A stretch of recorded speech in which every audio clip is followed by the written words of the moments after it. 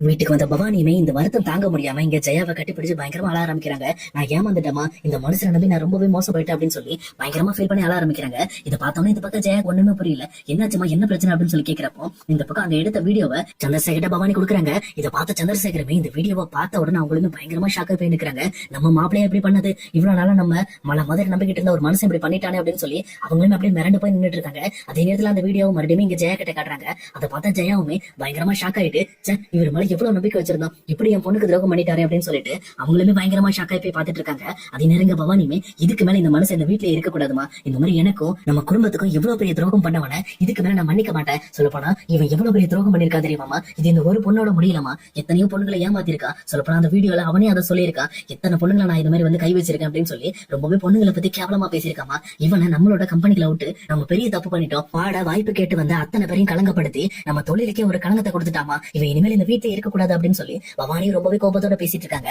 அதே நேரத்துல இந்த பக்கம் இதெல்லாம் பாத்துட்டு இருக்க சக்தியுமே ரொம்பவே கோபப்பட்டு, இதுக்கு மேல என் அக்காவையும் என் குடும்பத்தையும் கஷ்டப்படுத்தின ஒண்ணு நான் சும்மா விட மாட்டேன்னு சொல்லி இங்க சுந்தரோட சட்டையை பிடிச்சி, எவ்வளவு தைரியம் இருக்கணும், என் அக்காவும் என் குடும்பமும் உங்களை எவ்வளவு நம்பிச்சு இந்த மாதிரி ஒரு துரோகத்தை பண்ணிட்டீங்க அப்படின்னு சொல்லி இந்த பக்கம் சுந்தரம் அடிக்க ஆரம்பிக்கிறாங்க. அதே நேரத்துல இதை பார்த்துட்டு இருக்க சண்முகமும் ரொம்பவே கோபப்பட ஆரம்பிக்கிறாரு. இந்த மனுஷனுக்கு போய் நான் நிறைய இடத்துல சப்போர்ட் பண்ணேன், இந்த மனுஷனுக்காக நாங்க சக்தியை கூட எதிர்த்து இருக்கேன் அப்படின்னு சொல்லி அவர் பண்ண தப்பையெல்லாம் யோசிச்சுட்டு இருக்காரு. இன்னொரு பக்கம் இங்க பவானியுமே இந்த குடும்பத்துக்கும் சரி எனக்கும் சரி இனிமேல் இவர் தேவையே கிடையாது, என் குழந்தைய கூட என்னால தனியா வளர்க்க முடியும், இந்த சுந்தரம் முதல்ல வீட்டை விட்டு வெளியில துரத்துங்க அப்படின்னு சொல்லி சொல்றாங்க. இதை கேட்டோன்னு இந்த பக்கம் சுந்தரமே உடனே பவானி காலை பிடிச்சு, என்ன மன்னிச்சிரு பவானி, இதுக்கு மேல இப்படி ஒரு விஷயத்த நடக்காம நான் பாத்துக்கிறேன், நான் பண்ண தப்பு மன்னிச்சிடு, இதுக்கு மேல இப்படி ஒரு தப்பே நடக்காது அப்படின்னு சொல்லி இந்த பக்கம் பவானியோட காலை பிடிச்சு மன்னிப்பு கேட்கறாங்க. ஆனா அதே நேரத்துல இதெல்லாம் பாத்துட்டு இருந்த பவானியும், இல்ல வாய்ப்பே கிடையாது, நீ வந்து ஒரு தப்பு பண்ணிருந்தா கண்டிப்பா உன்னை திருத்திருக்க முடியும், ஆனா நீ தப்பு மேல தப்பா பண்ணிக்கிட்டு இருக்க, இதுக்கு மேல உன்னை திருத்த முடியாது, அதே நேரம் உன்னை ஏத்துக்கிற மனப்பக்குவமே எனக்கு கிடையாது, முதல்ல இந்த வீட்டை விட்டு வெளியில போ அப்படின்னு சொல்லி இந்த பக்கம் சுந்தர வீட்டை விட்டு வெளியில துரத்திடுறாங்க. சுந்தரமே வேற வழி இல்லாம பயங்கரமா ஃபீல் பண்ணி அழுதுகிட்டே ஒரு சிம்பத்தியை கிரியேட் பண்ணிக்கிட்டு அங்க இருந்து வீட்டை விட்டு வெளியில போறாங்க. அதே நேரத்துல பவானியுமே வேற வழியே இல்லாம தன்னோட அம்மாவோட மடியில படுத்துக்கிட்டு பயங்கரமா அழ ஆரம்பிக்கிறாங்க. அதே நேரத்துல ஜெயாவுமே கிட்டத்தட்ட 2-3 நாளைக்கு முன்னாடி நம்ம கனவு கண்ட மாதிரி நம்மளோட பொண்ணோட வாழ்க்கை வேஸ்டா போயிடுச்சு, இந்த மாதிரி எதுக்காக நமக்கு கடவுள் இவ்வளவு பெரிய தண்டனை கொடுக்குறான், இப்ப கொஞ்ச நாளைக்கு முன்னாடிதான் நம்ம பேத்திக்கு ஒரு ஆபத்து வந்துச்சு, அதே மாதிரி இப்ப நம்மளோட பொண்ணோட வாழ்க்கையை நம்ம கையை விட்டு போயிடுச்சுன்னு சொல்லி ரொம்பவே ஃபீல் பண்ணி அவங்களும் அழுதுகிட்டு இருக்காங்க. அதே நேரத்துல எங்க வாசலுக்கு வந்த சுந்தரமே இந்த வீட்டை பார்த்து, இனிமேல் இந்த வீட்டுக்குள்ள நம்ம எப்படி போறோம், இந்த வீட்டுக்குள்ள போறதெல்லாம் சாத்தியமா அப்படின்னு சொல்லிட்டு பயங்கரமா ஃபீல் பண்ணி வச்சிட்டு இருக்காங்க. அதே நேரத்துல இங்க எப்பவும் போல இங்க ஹாஸ்பிட்டல் போயிட்டு வந்த வெண்ணிலாவும் பிரீத்தியும் வீட்டுக்குள்ள வராங்க. அப்ப கரெக்டா இந்த மாதிரி சுந்தர் அழுதுகிட்டே போறதை பார்த்துட்டு, என்ன அழுறீங்க, எதுக்காக இந்த மாதிரி வெளியில போறீங்க அப்படின்னு சொல்லி கேட்கிறப்போ இங்க சுந்தரமே இவங்க கிட்ட ஒரு நாடகத்தை போட்டுடலாம்னு சொல்லிட்டு இங்க பிரீத்தி கிட்டமே, இங்க பாரு பிரீத்தி, அந்த பொண்ணி எல்லா விதத்திலையும் நம்மளை கஷ்டப்படுத்தணுங்கிறதுக்காக அவளை எதிர்த்து பேசின அத்தனை பேரையும் இந்த வீட்டை விட்டு வெளியேற்ற ட்ரை பண்றா, இன்னைக்கு என் மேல ஒரு தப்பு இருக்குன்னு சொல்லி ஒரு போலியான ஆதாரத்தை காட்டி என்ன இந்த வீட்டை விட்டு வெளியில அமிச்சிட்டா, இதே மாதிரி நீங்களும் கூடிய சீக்கிரத்துல அந்த பொண்ணியால வெளியே வருவீங்கன்னு சொல்லிட்டு அங்க இருந்து சுந்தரமே கிளம்புறாரு. இதை பார்த்தோன்னே இந்த பக்கம் வந்து பிரீத்திக்கும் வெண்ணிலாவுக்கு ரொம்பவே கோபம் வந்திருக்கு. உடனே அவங்களுமே டேரக்டா இங்க உள்ள வந்த உடனே நின்னுகிட்டு இருக்க பொண்ணியை பார்த்து பயங்கரமா சத்தம் போட ஆரம்பிக்கிறாங்க. அப்ப கரெக்டா பிரீத்தியுமே, என் பொண்ணி இந்த மாதிரி உனக்கு மனசாட்சியே கிடையாதா, அந்த மனுஷன் எவ்வளவு நல்ல மனுஷன், இந்த குடும்பத்துக்காக உழைச்சி ஓடா தெரிஞ்ச மனுஷனை கடைசியில் இப்படி ஒரு அமண்டமான பழி சுமத்தி அந்த மனுஷனை வெளியில அமிச்சிட்டால, அந்த அளவுக்கு உனக்கு ஒரு கேவலமான புத்தி அப்படின்ற மாதிரி கேட்கறாங்க. ஆனா இது கேட்டோன்னு இங்க பொண்ணியுமே எதுவுமே பேசாம அமைதியா நின்னுட்டு இருக்காங்க. அப்ப கரெக்டா இது கேட்டுட்டு இருக்க சந்திரசேகரமே, நீங்க பாரு பிரீத்தி, உனக்கு உண்மை எதுன்னு தெரியாம இந்த மாதிரி பொண்ணியை தப்பா பேசுற வேலை வச்சுக்காத, உண்மை சொல்ல போனா பொண்ணி மட்டும் இன்னைக்கு இந்த விஷயத்த வெளியில கொண்டு வரல அப்படின்னா கண்டிப்பா இவ்வளவு நாளா சுந்தர் ஒரு கெட்டவர் அப்படிங்கறத என் பொண்ணுக்கும் என் குடும்பத்துக்கும் தெரியாமலே நாங்க ஏமாந்து போயிருப்போம் அப்படின்னு சொல்லி சொல்றாங்க. அதே நேரத்துல இன்னொரு பக்கம் வெண்ணிலா இருந்துகிட்டு, என்ன மாமா இப்படி பேசிட்டு இருக்கீங்க, பொண்ணி நல்லவளா, பொண்ணியை பார்த்து நீங்க நல்லவன்னு சொல்லிட்டு இருக்கீங்களா, அவ என்னென்ன விஷயங்கள் பண்ணான்னு உங்களுக்கு தெரியுமா, அவ இந்த விஷயத்துல கூட சுந்தர் மாமாவை மாட்டி விடுறதுக்காக ஏதோ ஒண்ணு பண்ணிருப்பா, நீங்க பொய்யா நம்பிக்கிட்டு இருக்கீங்க, சுந்தர் மேல எந்த தப்பு இருந்திருக்காதுன்னு சொல்லி மறுபடியுமே சப்போர்ட் பண்ண ஆரம்பிக்கிறாங்க.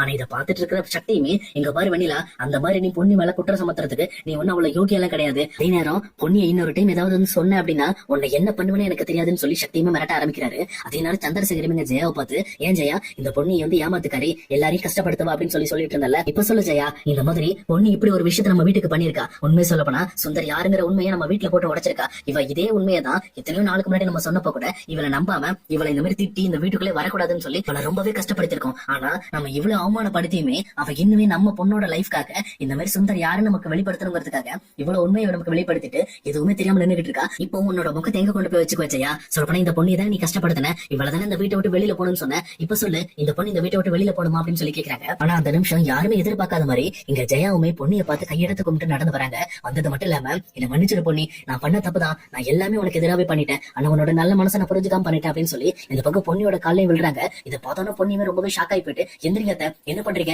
இப்படி எல்லாம் நீங்க பண்ண தேவையில்ல, கண்டிப்பா இந்த குடும்பத்துக்காக நான் பண்ணுவேன், நீங்க எதுக்காக இதை இப்படி பண்றீங்க அப்படின்னு சொல்லிட்டு இந்த பக்கம் ஜெயா கார்தல் சொல்லி ஜெயாவையும் தூக்கி விட்டுட்டு இருக்காங்க.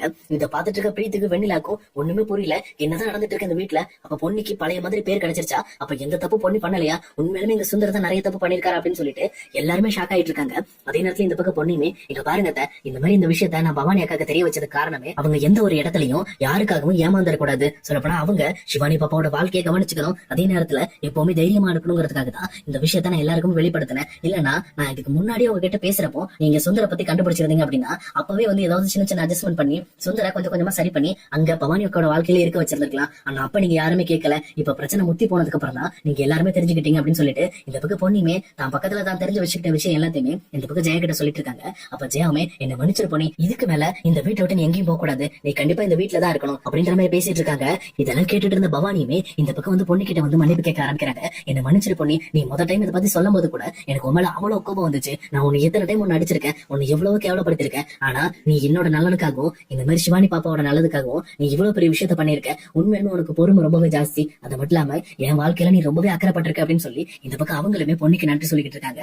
அதே நேரத்துல இதை பார்த்துட்டு இருக்க சண்முகமும் இங்க பொண்ணியை பார்த்து ரொம்பவே கையெடுத்து கும்பிட ஆரம்பிக்கிறாங்க.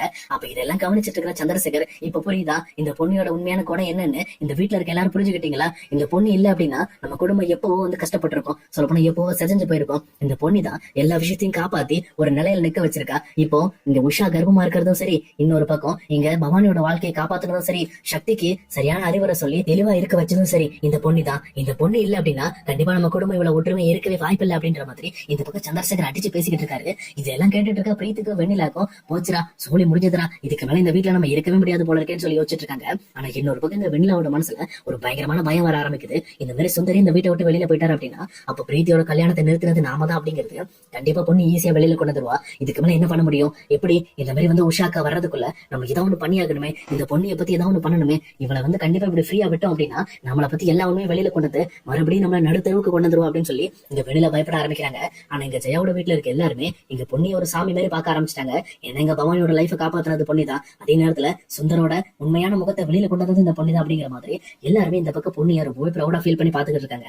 ஆனா இன்னுமே பொண்ணியோட எண்ணத்துல கண்டிப்பா இந்த வீட்டுல இருக்க மாட்டேன், என் மேல எந்த தப்பு இல்லை அப்படிங்கறத நிரூபிச்சுட்டு கண்டிப்பா இந்த வீட்டை விட்டு வெளியில போயிருவேன்ற முடிவுல தான் இருக்காங்க. அதனால என்னதான் நடக்க போகுது அப்படிங்கறத நம்ம இனி வரப்போற எபிசோட்ல கண்டிப்பா பார்க்கலாம் guys.